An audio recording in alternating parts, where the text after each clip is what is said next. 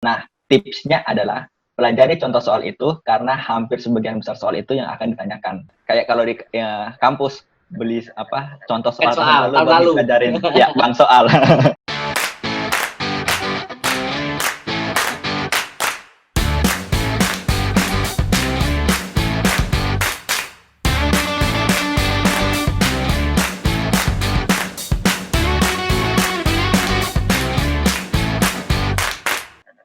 Selamat siang teman-teman Republik Akuntansi. Kita berjumpa lagi di Ngopi Tansi sambil ngopi ngobrolin akuntansi. Kopinya mana Bung Sandri? Kita minum dulu. Ya teman-teman siapin kopinya sebelum kita ngobrol-ngobrol ya. Topik hari ini adalah cara mendapatkan gelar akuntan. Nah, di sini sudah ada Bung Renaldi Giovanni Ndun. Kalau gelarnya AK, CA, CPA ya. Iya. Tapi akrab dipanggil Sandri ya, Bro Sandri kita manggilnya gitu ya, atau Kak Sandri, silakan kalian bebas. Nanti teman-teman boleh interaktif ya, komen-komen di chat di YouTube. Tapi juga banyak yang udah nanya kemarin via Instagram Republik Akuntansi kita. Nanti kita akan bahas satu-satu. Gimana Bung Sandri kabarnya? Baik, sehat. Setelah corona banyak yang di rumah. Ya, ini masih di rumah ya? Ya, masih dalam proses working from home. Oke, ini mungkin perkenalan dulu. Bro Sandri ini aktif atau aktivitas kerja di mana saat ini? Saat Di ini KP aktif Big kerja Four. di KP mana gitu? Mungkin bisa dijelaskan. Di yang 4 huruf. 4 huruf ya? Ya, betul. Teman-teman tahu sendiri ya 4 huruf itu apa? Silahkan googling kalau belum tahu. Terus di posisi apa tepatnya? Saat ini jadi audit manager. Kita ke tema yang sekarang kan banyak banget nih kalau teman-teman yang baru diterima di jurusan akuntansi itu bionya langsung ganti, bro. Your future accountant, gitu kan? Baru diterima sebagai mahasiswa baru, gitu kan? Nah, padahal sebenarnya jarak dari mahasiswa baru sampai benar-benar disebut akuntan atau register negara akuntan itu sebenarnya gimana, bro? Jadi apakah begitu lulus sarjana itu langsung dapat gelar akuntan atau gimana prosesnya? Mungkin Bu Sandi bisa cerita. Oke, pertama kita harus lihat dulu ya. Untuk tahap awal itu kan kita mendapat gelar sarjana. Itu kan diberikan oleh bagian pendidikan, oleh kampus. Namun setelah kita lulus itu gelarnya adalah sarjana ekonomi. Kalau teman-teman yang ngambil jurusan ekonomi, baik itu ekonomi akuntansi, ekonomi manajemen, ataupun yang jurusan lainnya. Nah, setelah lulus itu hanya sarjana ekonomi. Nah, kalau teman-teman tanya, terus kalau mau jadi akuntan gimana? Oh, itu bisa langsung bekerja. Tapi kalau teman-teman mau dapat gelar akuntan yang ada AK-nya di belakang, atau ada juga sekarang kan baru tuh namanya CA, Chartered Accountant, itu diberikan oleh ikatan profesi.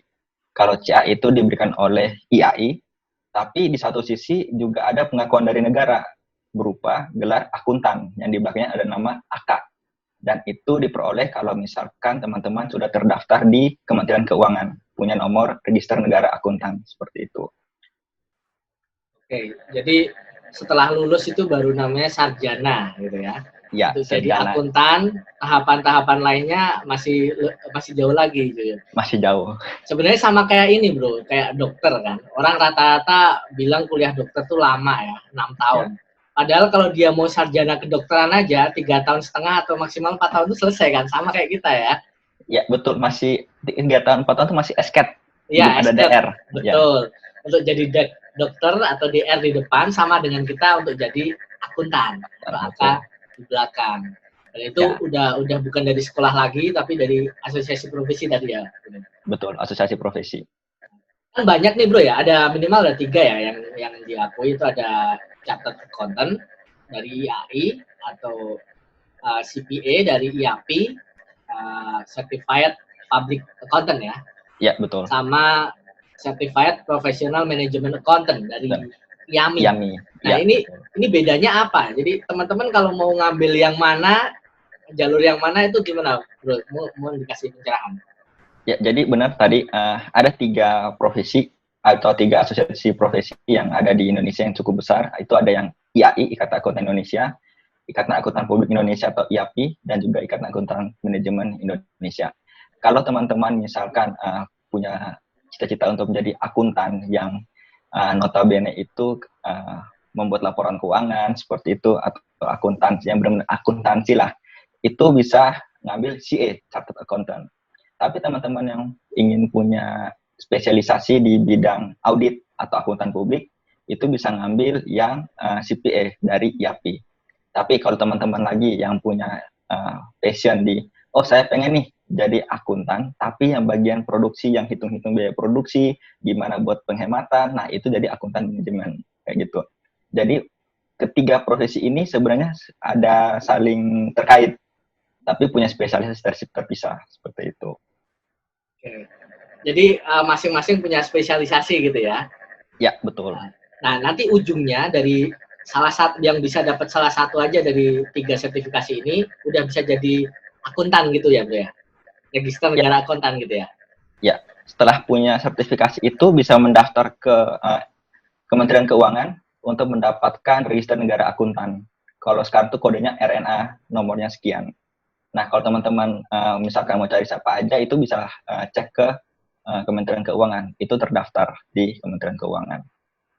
Oke, berarti justru spesialisasinya dulu, baru nanti gelar akuntan resminya dari negara gitu, dalam hal ini Kementerian Keuangan gitu ya. Betul sekali. Kalau sama dokter agak beda nih, kalau dokter kan umum dulu, baru spesialisasi gitu kan.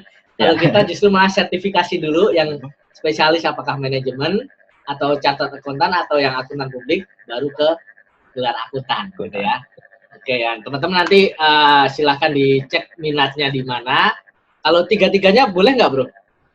Tidak menutup kemungkinan ngambil ketiga-tiganya. Jadi gelarnya CA, CPA, CMA, AK. Oh, luar biasa ya, udah kayak kereta aja ya gelarnya. Iya. Jadi kalau yang sekarang teman-teman mungkin ada yang namanya pendek ya, kalau mau diperpanjang, ambil aja nih sertifikasi sebanyak-banyaknya ini, termasuk AK-nya di sana, gitu kan, bisa jadi panjang namanya gitu. Nah, kalau pengalaman Bro Sandri sendiri, ini kan kalau gelarnya kan sekarang CA dan CPA ya, untuk yang sertifikasinya selain AK itu sendiri.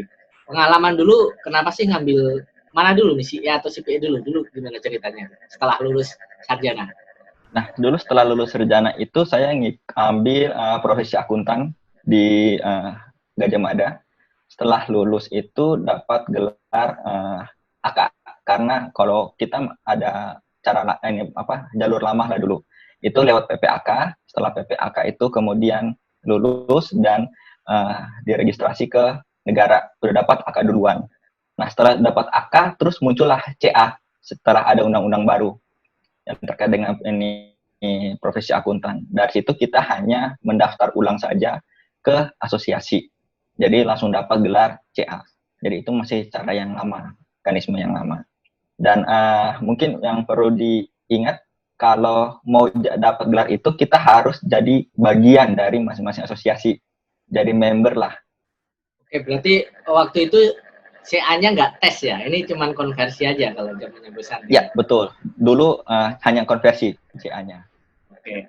Nah, kalau yang sekarang gimana aturannya? Masih ngikutin nggak? Kalau teman-teman nih yang udah lulus sarjana nih, ini ada yang nanya juga di Nursyam Syah'an Juansih ya di YouTube. Caranya gimana sih Kak untuk dapat gelar-gelar itu gitu?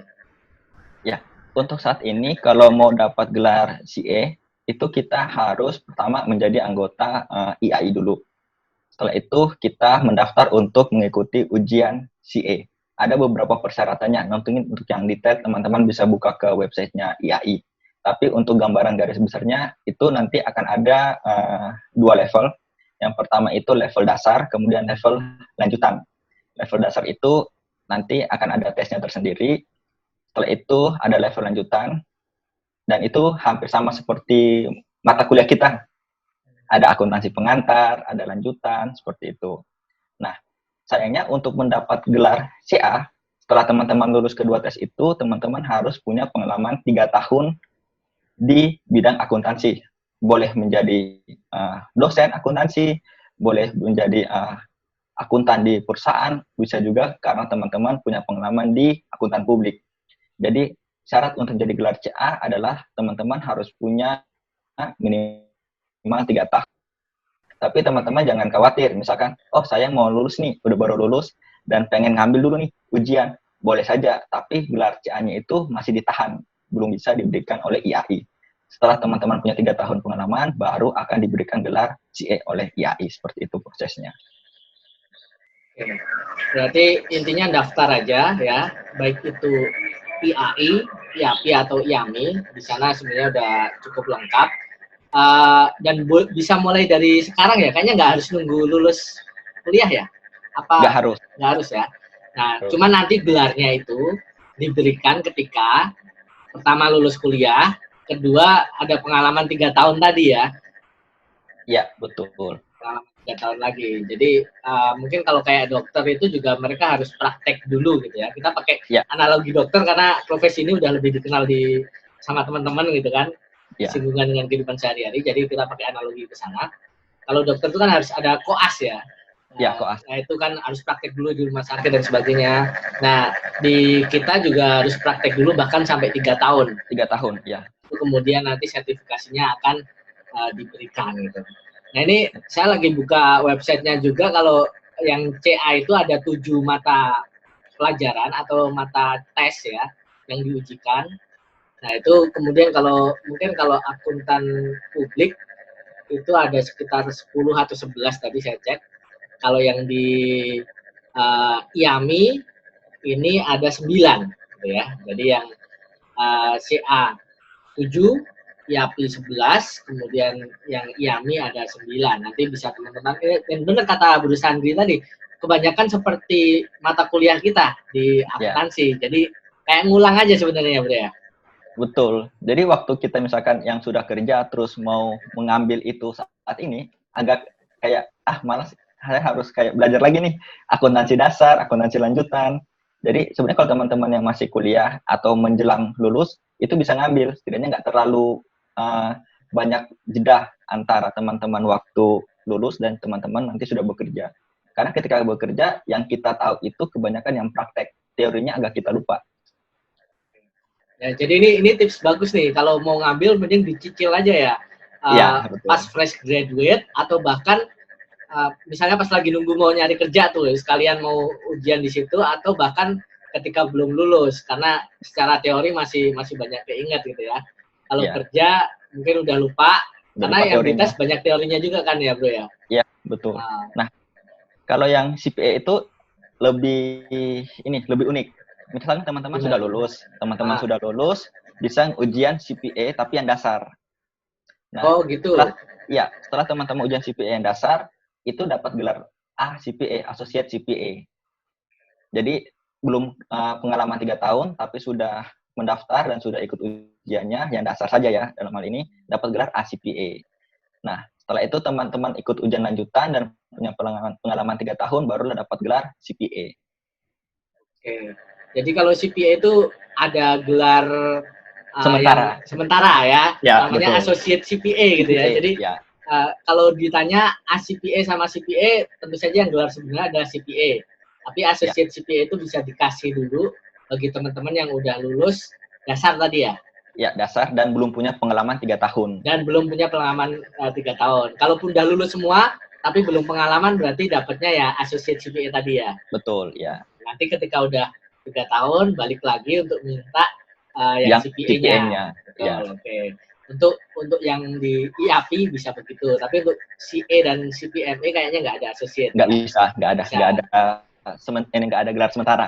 Nggak ada gelar sementaranya dulu. Nah itu buat tambahan info untuk teman-teman. Terus meluruskan satu lagi Bro.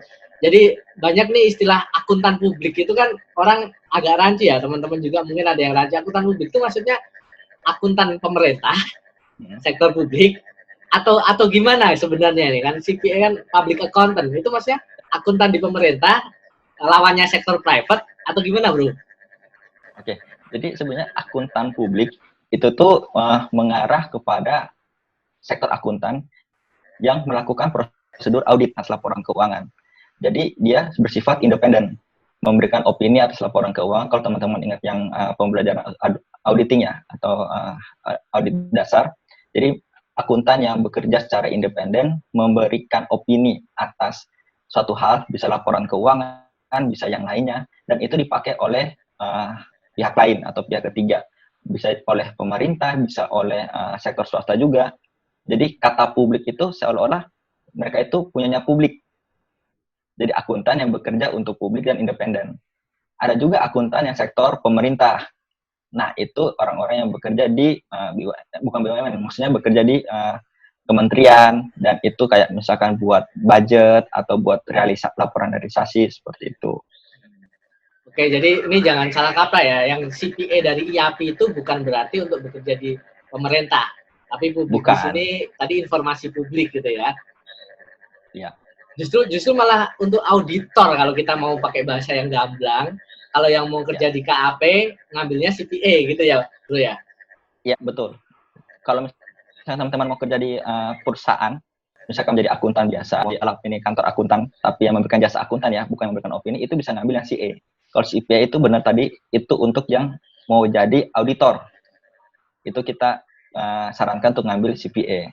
Tapi kalau teman-teman yang mau jadi akuntan yang kayak menghitung biaya produksi, untuk menghitung gimana, itu bisa ngambil yang CPMA. Seperti itu. Oke, ini udah lebih jelas lagi perbedaannya dengan bahasa yang sederhana. Meskipun dalam kasus-kasus tertentu bisa jadi bahasa sederhana ini kurang tepat, tapi gampangnya tadi seperti yang dijelaskan Bro Sandi ya, kalau akuntan yang secara umum ngambil CA, kalau jadi auditor ngambil CPA, kalau mau kerja di perusahaan di akuntan internal yang menyajikan data-data, menghitung cost production dan sebagainya, itu ambil CPMA. Nah, ini betul. Gampangnya kayak gitu, meskipun tidak mutlak, tapi ini untuk membedakan aja seperti itu ya, Bro ya. Oke. Jadi di sini ya gimana? Ada yang mau tambahkan? Ya, jadi teman-teman pas waktu kuliah itu udah bisa tuh lihat tuh, saya lebih minatnya di mana ya? Jadi akuntan biasa, akuntan publik, atau akuntan manajemen. Nah, itu bisa jadi dasar awal teman-teman untuk menentukan jalan ke depannya. Jadi coba dari situ ambil salah satu. Nanti kalau di situ nggak pas bisa ambil yang lain. Jadi ini bukan sebuah pilihan yang begitu kita milih nggak bisa balik lagi. Tenang aja. Kalau jadi auditor ternyata jadi auditor nggak cocok nih. Pulangnya bukan malam lagi, pagi gitu. Ya. Saya cerita. Pulangnya paginya subuh gitu kan, nggak cocok nih ya. Cari yang lain di akuntan internal perusahaan, CPMA, kayak gitulah. Bisa dicoba Bro ya. Kemudian ini ada nanya tentang biaya nih. Jadi gimana nih biaya? Kalau dulu kan ambil PPAK ya, tapi kalau langsung tes bagi yang jurusan akuntansi terutama kan bisa gitu. Itu gimana biayanya, Bro? Nah, kalau biaya itu hitungannya itu biayanya per ujian saat ini. Nah, kalau detailnya teman-teman bisa lihat ke websitenya, tapi range-nya itu sekitar kalau untuk dapat satu gelar sekitar 10 sampai 20 juta tergantung mau ngambil gelar yang mana dan berapa banyak ujian yang akan teman-teman ambil seperti itu. Jadi hitungannya per ujian. Kalau misalkan ngambil ujian yang ada dasar itu ada 7 ujian dan masing-masing misalkan 500.000 berarti 3,5 juta untuk dasar aja. Tapi di satu sisi biaya lainnya itu pertama itu biaya pendaftaran, itu biaya pendaftaran ujian itu harus teman-teman bayar juga. Kemudian biaya ujiannya per mata pelajaran lah istilahnya kayak gitu. Oke, ini kalau di website sih sebenarnya udah agak lebih detail. Buat teman-teman nanti dicek sendiri ya di website. Nanti kita sertakan di deskripsi websitenya. Untuk CA itu satu ujian 1 juta, bukan 500.000 ya, 1 juta bahkan kali 7 kan 7 juta nih, tambah pendaftaran 500, 7,5. Itu gambarannya, itu asumsi sekali lulus ya kan, karena kalau mengulang kan bayar lagi ya Bro ya. Bayar lagi.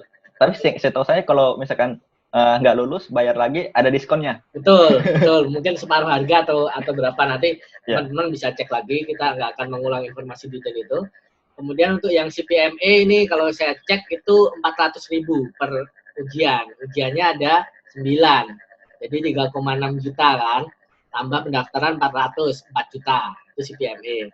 Kalau IAPI ini karena ada level-levelnya, ngitungnya agak bingung juga nih. Tapi intinya level dasar pendaftaran 100, mata ujian 100 gitu ya. Level profesional pendaftaran 300, mata ujian 500. Kalau lanjutan pendaftaran 1 juta, per mata ujian 2 juta. Tadi ada sekitar 11 lah. Saya pikir enggak sekitar 5 jutaan mungkin ya. Nanti coba teman-teman dihitung berapa mata ujian dasar, berapa yang level lanjutan dan seterusnya gitu. Sekitar di bawah 10 lah, 5 sampai 10 gitu. Kira-kira itu per mata ujian. Kalau RNA-nya sendiri setelah dapat sertifikasi itu bayar nggak deh? Saya malah kurang tahu itu.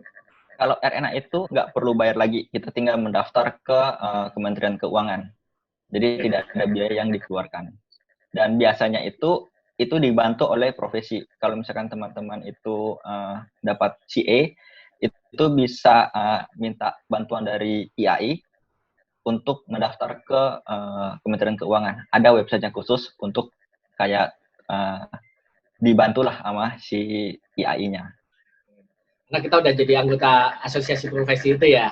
Ya, betul. Baik di IAI maupun di IAPI misalnya gitu kan. Nah, dari situ teman-teman tentu bisa nanya gimana cara ngurusnya, dan itu pasti mudah lah sekarang ini ya. Kemudian ada pertanyaan lanjutannya ini dari, kalau untuk CPA, untuk dapat CPA bagi yang sudah mempunyai RNA gimana? Jadi mungkin dia dapat RNA dari CA misalnya. Ya. Untuk dapat CPA gimana, Bro? Ya, untuk dapat CPA itu harus ikut ujian lagi. Jadi ikut ujian CPA. Jadi kalau itu kan berarti sudah dapat CA, sudah dapat RNA. Tapi kan CA-nya itu kan untuk di bidang yang tadi, di bidang akuntansi secara umum. CPA ini kan diberikan oleh profesi untuk istilahnya untuk buat jadi auditor lah. Nah, buat dapat CPA tetap harus ikut cara yang ditentukan oleh IAPI. Yang kayak tadi dijelaskan, kita harus ikut ujian per levelnya itu. Jadi tidak bisa kayak transfer buat dapat CPA tinggal karena saya sudah punya RNA, udah punya CA, harusnya juga sudah dapat CPA. Nggak bisa, tetap harus ikut ujian dari IAPI dulu. Oke, berarti walaupun udah dapat AK, tetap dari awal ya untuk dapat CPA-nya dari pintu masuk di awal. Dan setelah dapat CPA nggak perlu lagi daftar AK, karena AK kan cuma satu kan. Ya, betul. RNA-nya itu sekali aja, mau pintu masuk CA boleh, CPA boleh, CPMA boleh, gitu ya. Ya. Nggak harus CA, AK, CPA, AK sama aja kan, satu aja gitu ya. AK pangkat 3 jadinya. AK pangkat 3, nanti kepanjangan lagi. Oke, jadi dari Nur Andik Prihatmoko nih ya, jadi ujian lagi dari awal. Kemudian dari Abdi Mulia nih, apa sih materi yang harus dikuatkan untuk setiap ujian masing-masing? Gimana, Kak? Jadi mungkin yang bisa dipersiapkan dulu gitu. Ya, pada dasarnya untuk ujian dasar itu materinya hampir sama seperti kalau kita di kuliah. Ada akuntansi keuangan, akuntansi lanjutan, itu yang materi utama yang harus kita siapkan. Nah, kalau teman-teman misalkan mau ngambil yang CA, ya berarti harus sering-sering baca SAK, kitab sucinya para akuntan. Karena di situ akan banyak pertanyaan terkait SAK. Kalau teman-teman mau ngambil CPA, jadi auditor, harus banyak membaca kitab sucinya para auditor, SPAP. Nah, di situ jadi tergantung mau ngambil mana, harus persiapkan yang mana. Tapi untuk semua tes itu, pada dasarnya nanti akan ditanyakan terkait dengan akuntansi dasar dan akuntansi lanjutan. Oke, jadi akuntansi yang dipelajari di kampus itu pasti relevan, tapi mungkin diperdalam lagi dengan tadi kalau kata Bro Sandi, kitab sucinya masing-masing ini ya, sertifikasi ini. Itu mau nggak mau ya, mau nggak mau harus dipelajari dulu. Kalau nggak salah nanti pas daftar ujian itu dapat materi modulnya kan ya, Bro? Ya, jadi ketika teman-teman mendaftar, sekarang pun kalaupun belum mendaftar, teman-teman bisa buka ke masing-masing websitenya. Di situ ada modulnya. Kalau yang dari CA itu teman-teman bisa baca online, karena nggak harus download, nggak harus beli, itu bisa baca online modulnya. Kemudian dari situ, kalau saya lihat mirip-mirip seperti waktu kita kuliah. Begitu juga dengan yang di IAPI, ada juga modul dan ada juga contoh soal. Nah, tipsnya adalah pelajari contoh soal itu karena hampir sebagian besar soal itu yang akan ditanyakan. Oke, ini tips berharga banget nih ya. Contoh soal itu. Jadi kalau teman-teman kan biasanya kalau baca teori lagi kan malas, apalagi ini udah kayak ngulang lagi gitu kan. Ya udah langsung di-challenge saja dengan soal, pelajari contoh soalnya gitu ya. Itu akan lebih efektif gitu ya. Iya, kayak kalau di kampus beli contoh soal tahun lalu pelajarin ya bank soal. Betul, bank soal itu ya. Tinggal seberapa banyak waktu yang teman-teman punya, karena biasanya udah banyak materi, kemudian ditumpuk aja, ujian datang, kan gitu ya. Cuman materi yang banyak itu membuat kita tenang secara psikis. Kita udah punya bahannya, gitu kan. Jangan direbus aja. asal jangan direbus ya. Nah, tadi cara memasukkan ke kepalanya ya terserah masing-masing gitu kan. Ada yang direbus juga. Oke, itu dari Abdi Mulia ya. Kemudian dari Muh Zulfi, kalau kita ambil saat kuliah itu bisa online nggak untuk ini online apa nggak sih ujiannya itu? Kalau CPA itu harus ke IAPI masing-masing, ada tempat tesnya khusus. Jadi kalau teman-teman yang ada di Jabodetabek itu ada di kantor pusatnya IAPI, tapi ada juga beberapa kampus yang sudah bekerja dengan IAPI. Untuk CA juga sama, bisa ke IAI daerah kalau teman-teman mau tes di sana. Setahu saya sih itu belum online ya, tapi harus pakai komputernya mereka. Karena itu masuk ke internal servernya masing-masing asosiasi. Nah ini mungkin yang online kuliahnya, nah mungkin ini harus diluruskan nih. Ini ketiga sertifikasi ini sebenarnya bukan kuliah ya, bukan diberikan materi kita itu, tapi kita itu dites. Ini ujian. Ya, jadi tiga pendaftar di CA, CPA atau CPM itu hanya untuk ujiannya teman-teman ya, bukan untuk semacam kayak ngambil apa ya kursus, bukan ya, tapi ujiannya gitu ya bro ya. Tapi ada persiapan ujiannya nggak sebenarnya? Persiapan ujian sebenarnya nggak ada ya. Jadi dari masing-masing asosiasi itu hanya memberikan silabus kayak materi yang untuk kita pelajari. Nah, kalau ini bukan kayak apa ya, TOEFL ya, yang kayak pra-TOEFL, nah itu enggak. Ya, jadi teman-teman ini bukan kursus ya, ini sertifikasi ini adalah tes. Teman-teman belajarnya mau di mana terserah. Jadi dari pihak asosiasi nanti akan memberikan materi, meskipun kadang-kadang mungkin ada sehari untuk review soal mungkin ya. Kalau waktu itu saya pernah yang CPSAK di IA itu ada sehari review soal gitu. Itu karena profesinya mau ngasih aja asosiasi profesi, tapi sebenarnya nggak ada.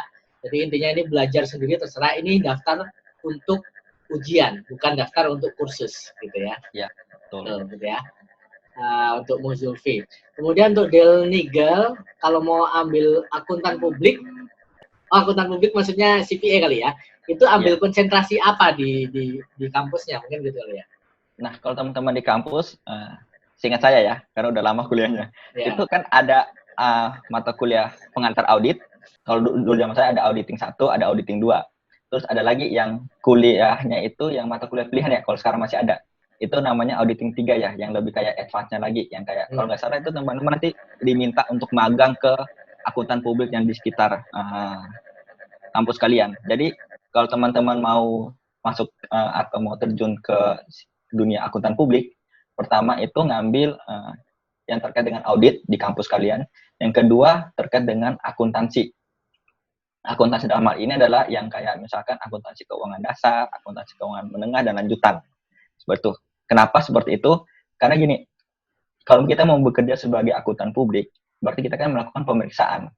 Apa yang kita periksa sebenarnya? Yang kita periksa itu adalah laporan keuangan. Laporan keuangan itu pertanyaan selanjutnya adalah dibentuk dari apa?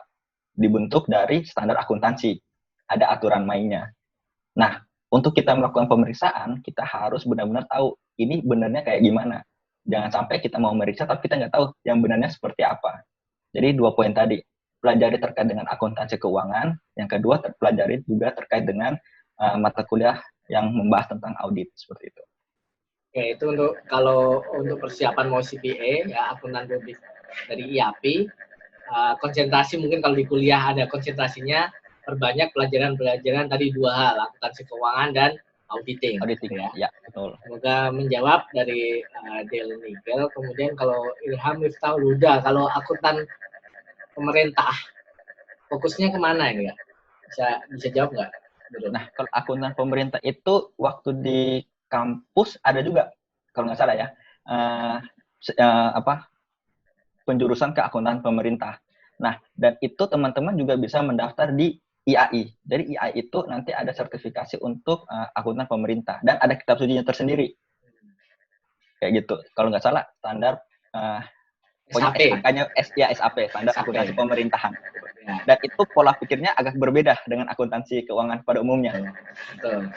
Jadi memang agak berbeda dan sebenarnya nggak cukup relevan dengan 3 CA, CPA sama CPMA tadi kalau di pemerintahan ya. Karena nanti juga yang penting kalau pemerintahan fokusnya kan ke CPNS-nya itu. Nah, di situ baru setelah masuk teman-teman nanti bisa fokus kemana, termasuk sertifikasi akuntan pemerintah itu ada kayaknya USAP apa ya, ujian sertifikasi akuntan pemerintah di AI gitu masalah. Ya, ada juga kompartemennya sendiri. Betul. Bahkan yang syariah pun ada juga di AI itu. Gitu betul. Kan? Ya, kalau teman-teman mau. Kemudian dari Evan Aviandi, sebelum lulus S1 udah lolos Associate CPA tingkat dasar, kemudian punya benefit nggak untuk melamar kerja di KAP gitu, dibanding yang belum punya? Gimana pengalaman belum? Ya, sebenarnya ketika kita melamar ke akuntan publik, mungkin kalau teman-teman lihat video yang minggu lalu ya, yang dijelaskan oleh VMI itu, ya benar. Jadi yang fresh graduate bisa masuk. Terus yang S1 harus S1, yang fresh graduate bisa masuk, yang S2 bisa masuk. Tapi pertanyaannya adalah, kalau kita punya profesi gimana nih? ACPA. Nah, itu ada nilai tambah sendiri. Artinya teman-teman itu sudah disertifikasi oleh Ikatan Akuntan Publik bahwa teman-teman tuh udah punya kemampuan dasar, setidaknya punya pengetahuan dasar untuk melakukan audit. Dan itu ada nilai positifnya bagi teman-teman yang mau mendaftar di kantor akuntan publik. Oke. Jadi ada ya, pasti ada benefitnya gitu dibanding yang nggak punya gitu kan.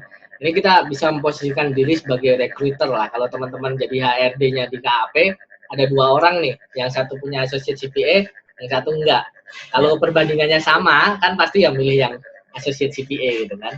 Betul. Dan dan gimana? Kalau dari para recruiter itu kadang saat ini ya, melihat kepada teman-teman itu punya sertifikasi keahlian apa. Yang tadi kayak CPA atau CA atau CPMA, dibandingkan teman-teman itu sudah S1 atau S2. Sekarang itu ada pergeseran ke arah situ. Jadi lihat, oh ini punya keahlian apa sebenarnya. Karena bukannya mengurangi atau yang menyepelekan yang S1 yang S2 ya, tapi kalau kita ngambil yang magister itu kan lebih banyak kayak ngomong teori. Ya kan? Nah, kalau punya sertifikasi dari ikatan profesi itu, maka teman-teman tuh sudah bisa dibilang, oh ini sudah ahli di bidangnya. Kalau misalkan kita ngambil kayak magister atau profesional kayak gitu, itu kan kebanyakan terkait dengan teori. Jadi sudut pandang dari teman-teman di HRD KAP atau mungkin bahkan perusahaan agak bergeser sekarang ya. Jadi kalau antara milih master dengan sertifikasi, barangkali lebih condong ke sertifikasi, karena di sertifikasi itu ada skill. Dan sertifikasi tadi kan mempersyaratkan pengalaman kan, 3 tahun tadi kan. Jadi dengan ada sertifikasi itu, oh ini udah ada pengalaman, ada skill. Kalau yang master barangkali di sektor atau di sudut pandang akademik mungkin akan lebih tinggi gitu kan, misalnya kerja ngajar di kampus dan sebagainya. Tapi untuk dunia industri sebenarnya sertifikasi ini lebih diutamakan. Mungkin teman-teman yang lagi dilematis mau lanjut S2 atau sertifikasi, tergantung tujuannya mau kemana. Kalau mau langsung yang kerja, barangkali dipertimbangkan ini untuk langsung ambil sertifikasi dulu gitu ya, Bu ya? Iya, betul. Oke. Kemudian dari Hempri Putuhena, gimana prospek akuntan di masa depan? Nah, mungkin ini agak di luar topik ya, tapi Bro Sandi mungkin dari kasak kusuk teman-teman di KAP gitu, ngelihat akuntan di masa depan, itu gimana itu? Bocoran dikit aja, mungkin kita kalau menarik bahas di topik lain. Gitu. Ya, sekarang kayak gini, sekarang kita kan melihat semua serba digital, benar kan? Ya. Kalau kita misalkan bekerja kasar ataupun kita melihat pekerjaan kita itu bisa diganti oleh robot, berarti pekerjaan kita itu terancam, bisa dibilang seperti itu. Tapi ketika kita bekerja sebagai akuntan, oke, mungkin ada yang bilang ini bisa menggunakan software atau bisa menggunakan sistem robot untuk melakukan penjurnalan dan lain-lain. Tapi kita harus ingat, standar akuntansi itu sekarang berbeda seperti dari dulu. Kalau dulu itu kita pakai rule base, peraturan. Kayak misalkan sudah pakai kacamata kuda aja cuma lurus ke depan. Kalau sekarang itu principle base. Jadi kita benar-benar menggunakan assessment kita dari menggunakan intuisi kita sebagai seorang akuntan. Ini harus mau dibawa seperti apa nih transaksinya?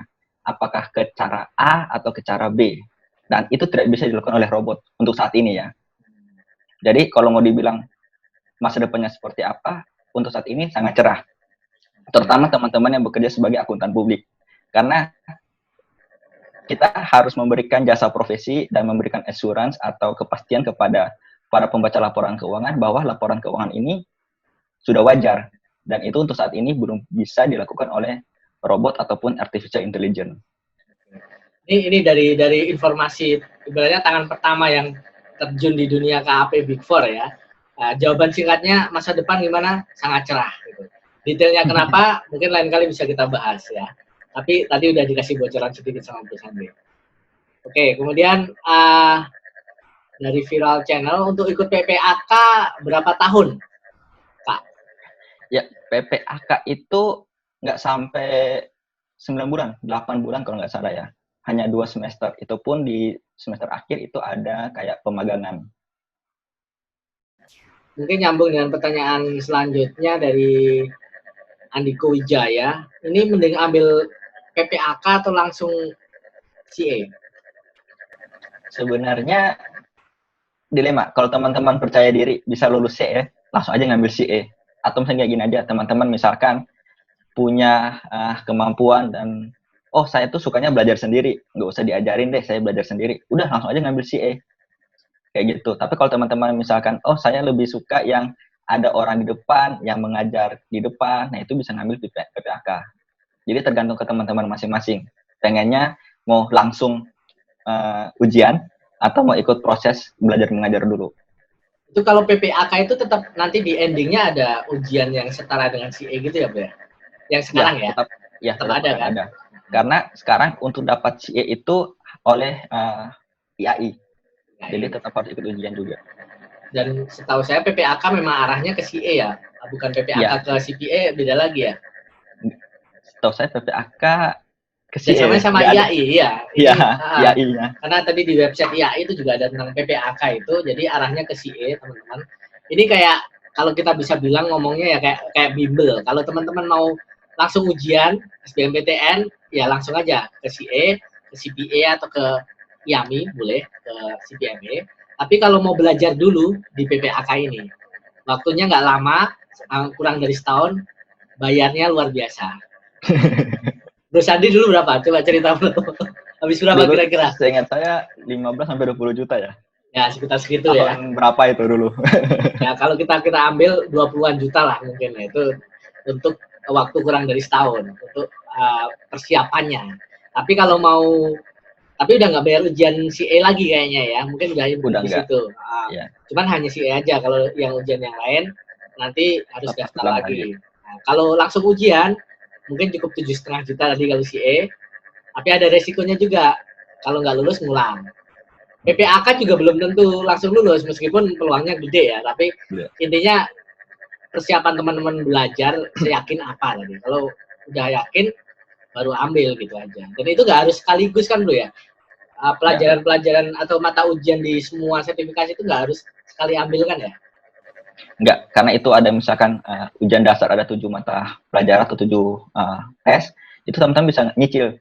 Bulan ini saya ngambil 1 atau bulan ini ngambil 2, tapi yang mudah dulu. Bulan depan ngambil 2 lagi, bulan depannya baru yang paling susah seperti itu.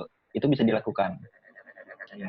Nah, itu bisa dicicil teman-teman, nanti tergantung kesibukan dan sebagainya, strateginya terserah yang gimana. Kalau nggak salah 2 tahun nanti dicek lagi silakan di website, maksimal harus lulus semua, tapi nggak harus sekaligus gitu.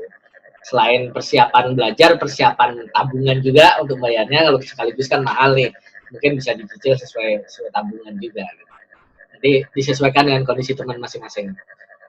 Terus dari Nur Andi Prihatmoko, ini ada info tambahan iuran tahunan. Jadi nanti setelah terima sebagai asosiasi profesi itu, iuran tahunan kita harus bayar juga untuk mempertahankan gelar itu, selain ada SKP minimal ya. Jadi ikut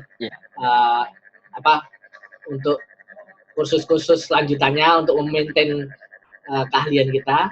Selain itu juga ada iuran tahunan. Ini katanya kalau untuk IAI 600.000, IAMI 300.000, IAPI 300.000. Nah, itu informasi tambahan. Terima kasih ya Adik Moko.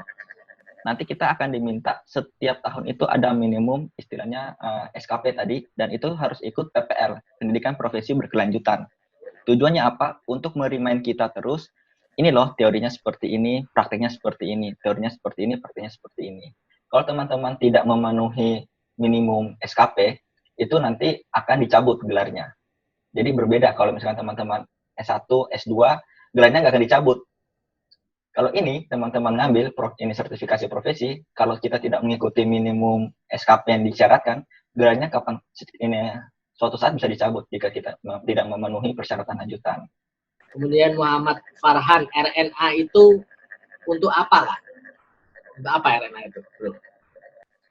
Ya, pertanyaan selanjutnya itu yang terkait dengan RNA. RNA itu kan Register Negara Akuntan. Itu pengakuan negara untuk para akuntan. Nah, tujuannya apa? Jadi seperti ini.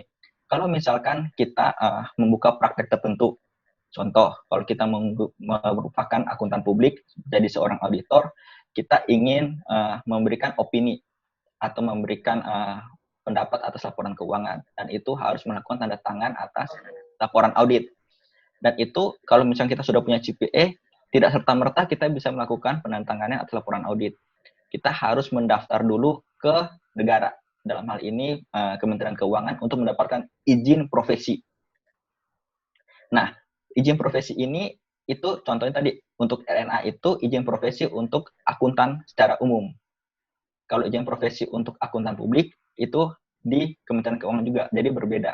Kalau tadi pertanyaan RNA itu buat apa? Kalau teman-teman mau membuat kantor jasa akuntan, kalau teman-teman tahu sekarang istilahnya KJA, itu tujuannya kayak misalkan menerima konsultasi atau membuat laporan keuangan bagi perusahaan. Nah, itu harus punya izin dari Kementerian Keuangan. Kalau kita mau mengajukan izin, kita harus memiliki namanya Register Negara Akuntan yang menyatakan bahwa oh ini karena dia mau mengajukan izin, kita lihat dulu dasarnya, background-nya seperti apa. Oh, dia sudah punya keahlian ini dan sudah terdaftar sebagai Register Negara Akuntan. Seperti itu. Oke, jadi fungsi RNA ini lebih ke secara legal, kita melakukan praktek akuntansi, kalau istilah dokternya nggak malpraktek jadinya ya. Betul. Gitu ya. Jangan sampai ada yang tanda tangan, kita lihat ini siapa sih yang tanda tangan, punya izin ya. apa enggak. Ya, dokter tiba-tiba praktek ngoperasi orang, dia bukan dokter gitu kan, itu kan malpraktek gitu ya. Jadi kalau di yang tanda tangan audit itu level apa minimal di KAP itu biasanya? Untuk di KAP itu biasanya di level partner. Partner ya. Yang boleh melakukan penandatangan audit, dan itu ada syaratnya lagi yang kayak tadi saya jelasin, harus punya pengalaman berapa tahun, sudah punya sertifikasi CPA, dan sudah terdaftar di Kementerian Keuangan. Berarti kalau di bawah partner sebenarnya dari sisi legal itu nggak perlu RNA juga nggak apa-apa ya, bahkan manajer audit kayak Bro Sandri itu juga sebenarnya nggak RNA nggak apa-apa gitu ya? Nggak apa-apa, karena selama ini kan tidak melakukan tanda tangan atas laporan keuangan. Oke. Ya, tapi kalau untuk yang tadi, yang ini kalau KAP ini kita ibaratkan kayak rumah sakit ya teman-teman, rumah sakit yang di sana banyak dokter gitu kan, melakukan pemeriksaan, melakukan audit. Tapi teman-teman sebenarnya juga bisa buka klinik sendiri. Yang tadi udah disinggung namanya KJA, Kantor Jasa Akuntansi. Akuntan. Ya, Kantor Jasa Akuntansi ini nggak boleh ngaudit, tapi teman-teman bisa memberikan jasa penyusunan laporan keuangan atau jasa konsultasi kayak gitu ya. Itu boleh ke perusahaan-perusahaan. Jadi teman-teman punya gelar RNA, teman-teman sudah bisa membuat KJA, sudah bisa membuat perusahaan sendiri, jasa sendiri. Tapi kalau mau kerja di rumah sakit seperti Bro Sandi, masuklah ke KAP. Itu bisa belajar banyak di situ. Gitu loh ya? Ya, betul. Oke, terus dari Eva Dwi, mau tanya tahap tesnya itu kan banyak ya, untuk jangka waktu nunggu tes selanjutnya berapa lama? Ini mungkin teknis, tapi mungkin dari pengalaman Bu Sandi gimana? Ya, kalau tes itu setiap bulan ada. Setiap bulan, setiap mata kuliah ada. Setiap mata ujian itu ada. Kalau di CA itu bisa tes setiap bulan, jadi tinggal kita atur aja, oh bulan ini mau ujian apa. Jadi nggak perlu menunggu periode berikutnya. Nah, kalau yang CPA, setahu saya, itu bahkan bisa setiap minggu. Misalkan, oh minggu ini saya mau tes 2, minggu depan saya tes 2 lagi, minggu depan saya tes 2 lagi. Kayak gitu. Itu fleksibel saat ini. Berbeda kalau dulu yang peraturan yang lama, itu kita harus tunggu setiap, kalau nggak salah tuh 3 bulan atau 4 bulan. Jadi ada batch-nya, batch 1, batch 2, batch 3. Kalau saat ini sudah tidak seperti itu. Lebih fleksibel untuk mengambil Berarti nggak perlu nunggu ada kuota terpenuhi, enggak ya? Tidak. Gantung kita sendiri aja, tinggal Ya. Komunikasi sama asosiasi profesi yang ngadain tesnya gitu ya? Ya, betul. Oke. Itu dari Ferdi ya, semoga menjawab. Kemudian ini kemarin ada pertanyaan dari Instagram juga, kalau mau kerja di BUMN, atau swasta, itu sebaiknya sertifikasi yang relevan yang mana yang difokuskan, Bro?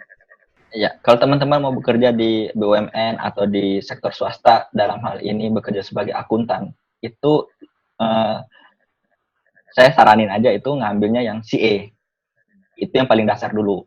Tapi kalau misalkan teman-teman sudah bekerja sebagai akuntan dan ditugaskan lebih kayak fokus ke bagian produksi, gimana cara menghitung biaya produksi yang lebih hemat, itu boleh mengambil yang CPMA. Jadi punya keahlian cara akuntan general, akuntansi secara umum, tapi punya spesifikasi lagi ke akuntansi yang terkait dengan akuntansi manajemen. Nah, disarankan untuk CA dan kemudian CPMA. CA untuk lebih tahu secara umum, CPMA lebih fokus ke internal manajemennya gitu ya. Betul. Dalam hal ini CPA bisa kita bilang kurang relevan ya, karena untuk auditor gitu ya. Ya, CPA itu nggak relevan kalau misalnya kita mau bekerja di perusahaan ya. atau sektor swasta. Jadi teman-teman juga jangan wasting time, wasting money supaya kelihatan keren, gelarnya banyak gitu kan, tapi nggak berguna gitu, ngapain juga gitu kan. Kita kan mau ngelihat manfaatnya untuk karir kedepannya. Jadi pilih-pilih lah untuk ngambil gelar, biar setiap gelar bisa disabet juga semuanya gitu kan. Kalau ngambil terlalu banyak nanti pusing buat itu, setiap tahun harus ikut PPL-nya, harus minimum minimum berapa jam yang harus kita ikut pembelajaran selanjutnya. Iya, iya. Itu nanti ada bayaran lagi seperti itu. Betul. Ini teman-teman juga harus memikirkan pendidikan berkelanjutannya. Ya. Jadi ini gelar sertifikasi ini harus dirawat ya. Nggak kayak tadi yang dibilang, teman-teman mau ngambil master dimanapun banyak, selesai kuliah beres, selesai. Tapi kalau untuk sertifikasi ini, selesai dapat harus maintain tiap tahun, harus ngambil kredit tertentu supaya gelarnya nggak dicabut. Gitu kan? Ya. Nah, jadi walaupun bisa gitu kan ngambil semua gelar, tapi perhatikan punya waktu lagi nggak untuk memaintain gelarnya gitu kan. Ya, betul. Gitu ya. Kemudian dari Afrizal Ahsanur nih, kalau mau kuliah ekstensi, ekstensi itu berarti nyambung ya, dari D3 dulu, kemudian mau S1, sarannya ke komputerisasi akuntansi atau akuntansi perpajakan. Nah, ini mungkin dilihat dari sudut pandang Pak Sandi yang sedang di KAP, kira-kira yang lebih prospek mana? Walaupun pasti semuanya prospek nih, tapi gimana? Pertimbangan-pertimbangannya di masing-masing presentasi ini. Ya, kalau untuk misalkan mau ngambil antara komputerisasi atau perpajakan, dua hal itu sangat penting saat ini. Kalau komputerisasi karena kita tuh mengarah ke era digital dan semua menggunakan komputerisasi. Itu juga sangat penting. Kalau ke perpajakan, itu lebih penting lagi. Karena itu terkait dengan penghitungan pajak yang harus dibayarkan ke negara. Jangan sampai salah hitung yang dibayarkan negara lebih besar atau lebih kecil. Jadi sebenarnya kalau misalkan teman-teman punya passion atau pengennya kemana, udah pilih salah satu aja. Kalau dari saran saya, dua-dua itu bagus. Nggak bisa bilang si A yang bagus atau si B yang bagus, tapi tergantung ke peminatan teman-teman. Kalau lebih ahli ke akuntansi yang komputerisasi, ya udah ngambil itu. Karena kata kuncinya adalah, kalau misalkan teman-teman menyukai hal itu, fokus ke hal itu, teman-teman pasti akan berhasil.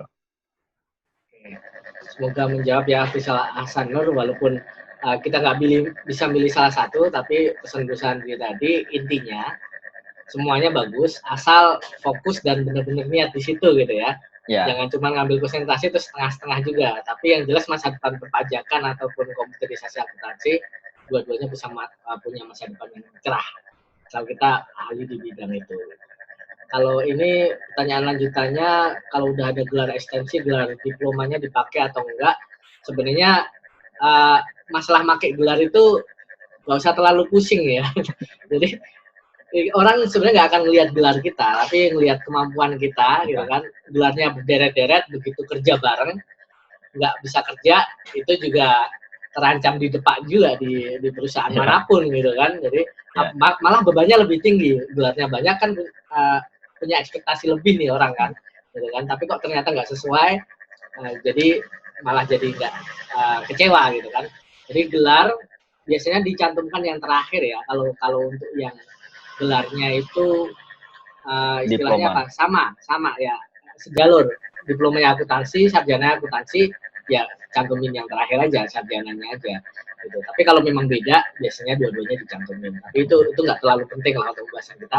Kita di sini bahas gelar juga bukan untuk masalah dicantumin atau enggak, tapi buat teman-teman skillnya itu di mana gitu. Itu yang jauh lebih penting. Ini udah hampir 1 jam, Bro Sandi. Mungkin ada closing statement buat teman-teman yang baru lulus atau bahkan sedang kuliah.